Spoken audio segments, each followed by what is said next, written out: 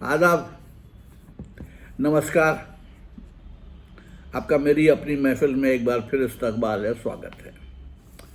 आजकल मैं आपको जनाब मिर्ज़ा अज़ीम बेग चुग़ताई का नावल खानम सुना रहा हूँ। आज इसकी 10वीं किस्त। सुनिए, 10वीं किस्त। शाम के कोई 5 बजे होंगे जो मैं ससुराल पहुँचा। दाखिल हुआ हूँ तो क्या देखता हूँ कि क़िबला ससुर साहब नमाज पढ़ चुकने के बाद दुआ मांग रहे हैं। 2-3 छोटे छोटे साले नुमा लड़के एक चारपाई पर बैठे हुए थे। उनमें से एक उछल पड़ा। उस नालायक ने गोया खुशी के लहजे में भर्राई हुई आवाज़ से चुपके से कहा कि मैं जल भूनकर कबाब हो गया।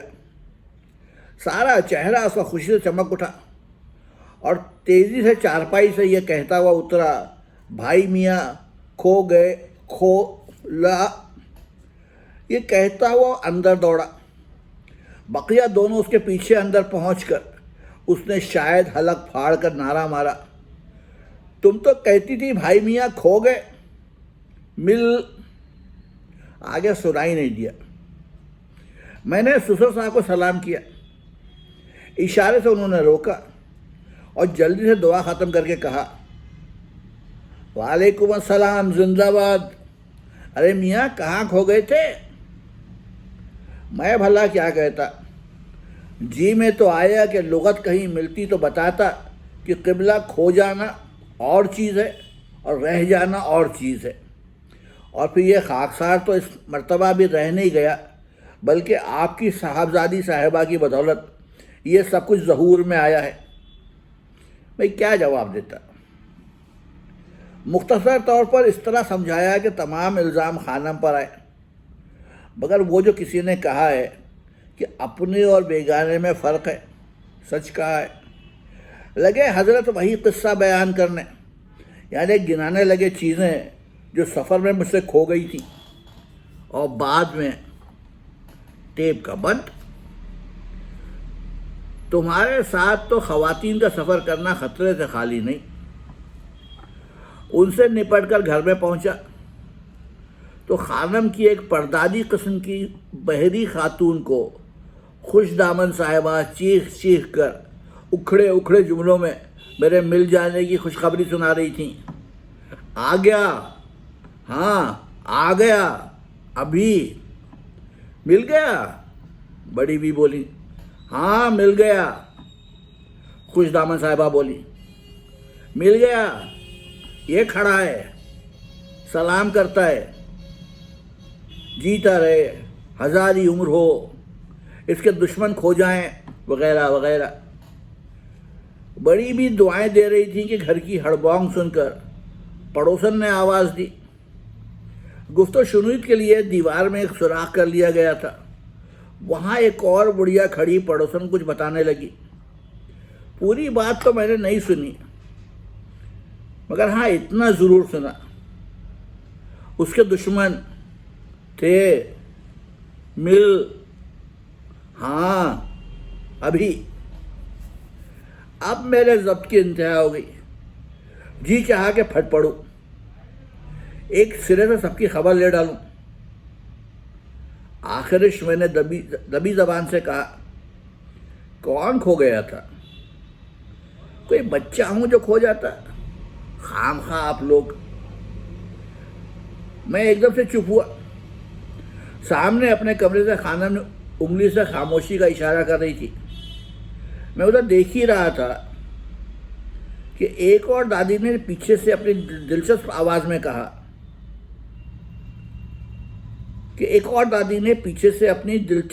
में कहा मेरी चमेली की कली कहाँ खो गई थी?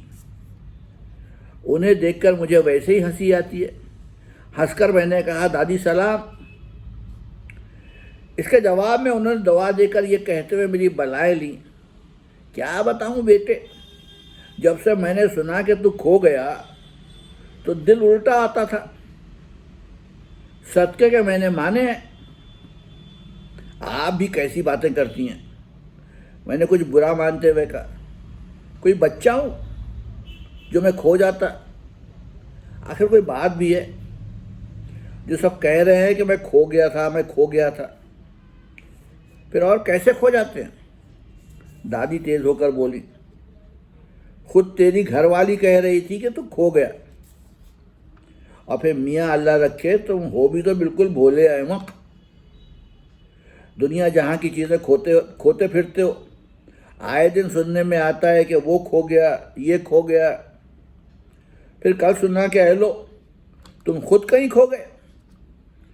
میں نے ہنس ہنس کر اور کچھ بگڑ کر بتایا کہ نہ تو میں کھو سکتا ہوں اور نہ کھو گیا تھا، آئندہ اس مکروہ لفظ کا اطلاق میرے اوپر نہ کیا جائے، مگر یہاں کا باوا آدم ہی نرالا ہے۔ جب میں نے کہا کہ میں کھویا نہیں بلکہ رہ گیا تھا تو وہ بولی کہ بیٹا رہ تو ہماری بچی گئی تھی، تم تو آگے جا کے نہ معلوم کہاں کھو گئے تھے۔ قصہ مختصر، تھوڑی دیر اسے بحث کی اور جیسے بنا ان سے جان چھڑائی۔ اس کے بعد خانم سے حجت اور بحث ہوئی، اس نے مجھے الزام دیا اور میں نے اسے، وہ اٹاوا پر اتری اور سیکنڈ کلاس میں بیٹھی، اور جب دیکھا کہ میں غائب ہوں اور ریل چل دے گی تو اتر پڑی، اور ادھر میں دوسری طرف سے دوڑ کر بیٹھ گیا۔ میں نے ارادہ تو لڑنے کا بہت کیا مگر آئندہ پر اٹھا رکھا۔ میں نے اسے کہا تو کھو گئی تھی، اور اس نے کہا کہ تم کھو گئے تھے۔ اب فیصلہ ناظرین کے ہاتھ میں کہ کون احمق ہے، بلکہ نہیں، احمق تو دونوں ہیں۔ سوال یہ ہے کہ زیادہ احمق کون ہے اور کھو کون گیا تھا، میں یا وہ؟ اب اس کے آگے کا باب یعنی چیپٹر، عنوان ہے چنبیلی کی کلی۔ جی ہاں، چنبیلی کی کلی۔ نوٹ، اس کے تہوم بھی قائل ہیں کہ چنبیلی کی کلی کچھ شکرقندی کی ہم شکل ہو سکتی ہے، مگر اس کے یہ معنی تو نہیں کہ سر تو سالے کا منڈے اور اولے بہنوئی کے سر پر۔ ایک روز کا ذکر ہے، اتوار کا دن تھا اور میں چارپائی میں بیٹھا قلم میں روشنائی بھر رہا تھا کہ اتنے میں بلائے بے درما کی طرح ایسی بے تحاشا خانم آن کر گری کہ سب سیاہی پھیل گئی۔ ارے کہہ کر میں پھاند پڑا، اندھی ہو؟ تار اس کے منہ سے نکلا۔ ساتھی کی اس خوشی سے اس نے خبر سنائی، تار کھولتے ہوئے ایک عجیب نامعقول خبر۔ کیا عرض کروں، بس خبر کیا، حماقت کہیے۔ وہ یہ کہ ننا منا سا خانم کے ایک بھائی اور پیدا ہوا۔ پہلے تو میری سمجھ میں نہ آیا کہ اس عجیب و غریب خبر کو سن کر کیا کروں، ہنسوں یا روؤں۔ ذرا غور کیجئے کہ آپ کے ایک سالہ پیدا ہوا ہے، ایک اور، یک نہ شد دو شد۔ وہ مضمون ہے کہ کچھ چھیپ سی معلوم دی کہ کوئی سنے گا تو نہ معلوم کیا کہے گا کہ انہیں دیکھو حضرت سالے کی پیدائش پر خوش ہو رہے ہیں۔ چاہے میں بالکل خوش نہ ہوں، مگر لوگ تو یہی کہیں گے، پبلک تو یہی کہے گی، لا حول ولا قوت۔ مجھے بھلا اس مولود سے کیا دلچسپی؟ چنانچہ وہ خیالات تھے جو تار کی عبارت پڑھتے ہی میرے دل میں آئے۔ میں نے تار پڑھا اور پھر خانم کی طرف دیکھا۔ خدا کی پناہ، ادھر میرے تو یہ خیالات، ادھر خانم کی یہ حالت کے مارے خوشی کے چہرہ دمک رہا تھا، آنکھیں خوشی کے نور سے لبریز اور چہرے پر مسرت کے تارے جھمک رہے تھے۔ میں نے دیکھا کہ میری پیاری بیوی، میری پیاری رفیقہ حیات، میری ہم سفر و ہم جلیس کس طرح پھول کی طرح ہمارے خوشی کے پنکھوڑی ہوئی جا رہی ہے۔ ایک جوش فرحت و شادمانی ہے کہ چھایا ہوا ہے۔ اچانک سوال پیدا کیا ایک شوہر کا یہ فرض اولی نہیں کہ وہ اپنی چہیتی بیوی کی خوشی میں شریک ہو؟ بیوی کے رنج و غم، ہنسی اور خوشی میں شوہر کا شریک ہونا لوازمات میں سے نہیں ہے؟ ضرور، اب بالضرور سے دل سے بیوی کی ہر خوشی میں شریک ہونا چاہیے، لہذا مجھ کو بھی سچے دل سے مجبوراً خوش ہونا پڑا۔ فوراً ہی میں نے سب سے پہلے خانم کی اس رائے سے اتفاق کیا کہ خوشی کا موقع ہے، سخت خوشی کا موقع ہے، جتنا بھی خوش ہوا جائے کم ہے۔ خدا نے خود ہمیں خوشی کا دن دکھایا ہے، خدا نے خود ہمیں ایک ننھا منھا سا چاند سا سالہ عنایت کیا ہے، ہم کیوں نہ خوش ہوں؟ ہماری خانم خوش اور ہم خوش اور ہمارا خدا خوش، کیوں نہ ہمارے دل میں لڈو پھوٹیں؟ بے شک پھوٹیں، اول پھوٹیں، کیوں نہ ہم باغ باغ ہوں؟ بے شک ہو، کچھ مذاق تھوڑی ہے، مقام ہی ایسا خوشی کا ہے۔ قصہ مختصر، ہم دونوں بے حد خوش ہوئے۔ والد صاحب نے مبارکبادی کا تار بھیجا اور اب ہم ایک اور صلاح کر رہے ہیں۔ خانم نے یہ تجویز کی کہ بس اسی ہفتے میں لڑکے کا عقیقہ ہوگا، لہذا بہتر ہے کہ جوابی تار دے کر تاریخ عقیقہ معلوم کریں اور اس میں باضابطہ ایک ڈیلیگیٹ کی حیثیت سے شریک ہوں، اس طرح کہ جیسے ہم بھی ایک خود مختار مہمان ہیں اور آئے ہوئے ہیں ایک رسم میں خوشی کے موقع پر باضابطہ شرکت کرنے کو۔ چنانچہ یہی کیا۔ جب ہم دونوں چلنے کی تیاری کر رہے تھے تو خانم نے کہا، دیکھو وہاں ذرا ہاتھ روک کے کھانا کھانا۔ میں نے خانم کی طرف دیکھا اور کہا، تو کیا ہم کوئی کھاؤ پی رہے ہیں یا خدا نخواستہ ہم بھوکے ہیں جو تم ایسا کہہ رہی ہو؟ خانم نے کہا، میں نے ایک بات کہی ڈھنگ کی، جب تم وہاں کم کھانے والے مشہور پہلے سے ہی ہو تو کہتی ہوں کہ اچھا ہے ذرا بات بنی رہے اور کرکری نہ ہو۔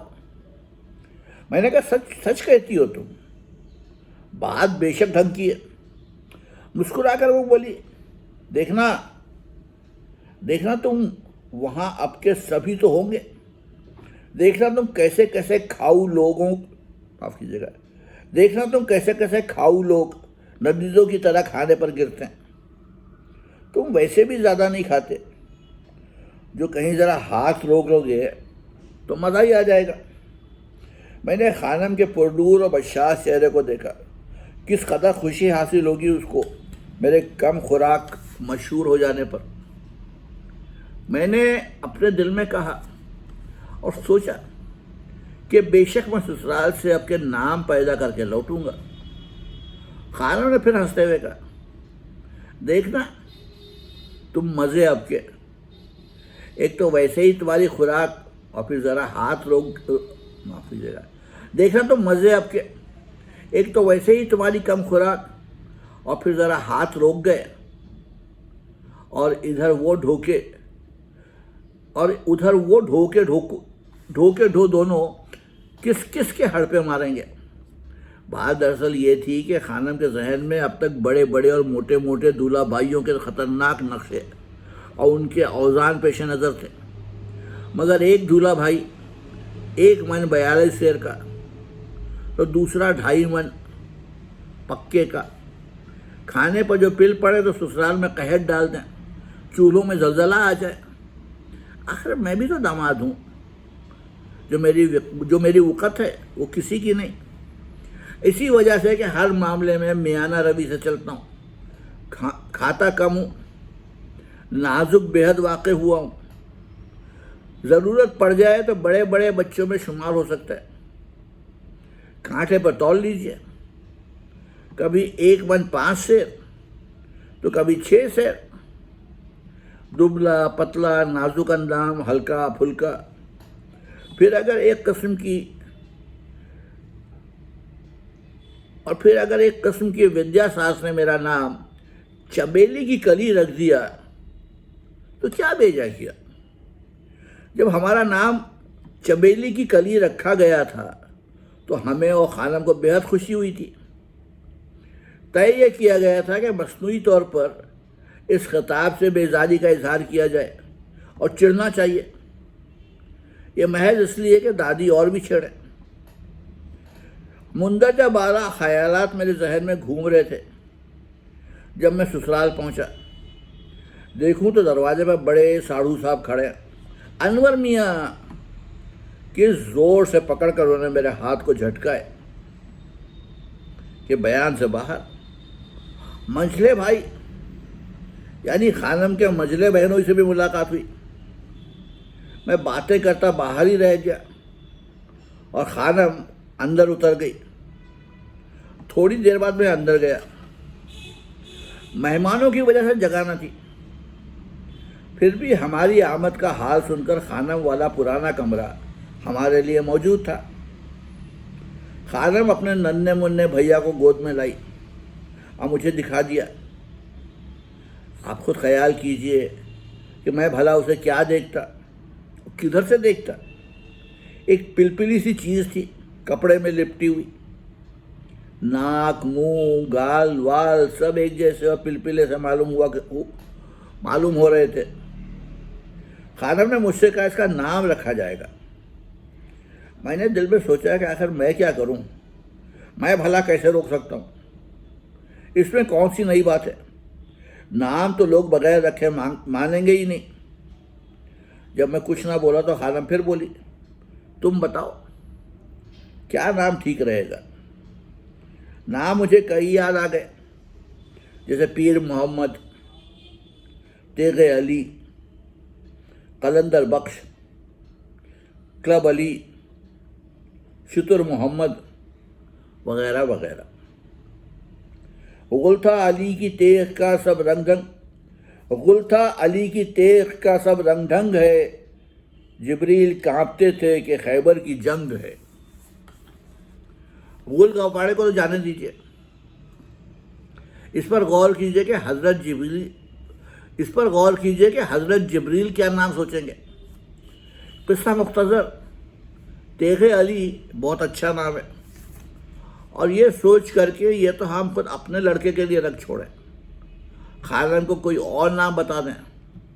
چنانچہ ہم نے سادگی سے کہا پیر محمد، مگر جناب وہ تو یہ سن کر بچے کو منہ کے پاس سے ہٹا کر تیور بدل کر بولی، معاف کیجئے، میں کچھ گھبرا سا گیا، آخر نباز ہوں نا۔ جلدی سے میں نے بوکھلا کر کہا، خدا کے واسطے خفا مت ہو، مجھے نام نہیں معلوم۔ تیغ علی بتانا نہیں چاہتا تھا۔ خانم خوش ہو گئی اور اب بچے کو میرے منہ کے قریب کیا۔ میں نے غور سے دیکھا اور انگلی اس کے گال پر رکھی تھی کہ وہ بولا ٹے۔ جلدی سے خانم نے کلیجے سے لگا لیا اور دوڑی چلی گئی۔ اس کے بعد میں گھر میں گیا، بڑی سالیوں سے دعائیں اور روپے لیے، مگر وہ ساس جو رشتے سے ایک قسم کی دادی تھیں اور جنہوں نے میرا نام چمیلی کی کلی رکھا تھا، انہوں نے دیا دلایا تو کچھ نہیں، بلکہ الٹی بلائیں لی۔ میری چمیلی کی کلی انہوں نے کہا اور چٹ چٹ بلائیں لیں۔ میں نے نظر نیچی کر کے جو دیکھا ہے، کنکھیوں سے خانم کی طرف تو خدا جانتا ہے کہ جان بوجھ کر وہ ایسی بن رہی تھی جیسے نہ تو اس نے کچھ کہتے سنا ہے اور نہ وہ اس کہنے سے خوش ہوئی، اور نہ اسے ان قہقہوں سے سروکار ہے جو منجلی آپا اور ان کے میاں اور بڑی آپا نے بلند کیا۔ تو یہ تھی اس ناول کی 10ویں قسط۔ کل پھر آؤں گا، آپ کو اگلی قسط سناؤں گا۔ تب تک کے لیے اجازت دیجیے، آداب۔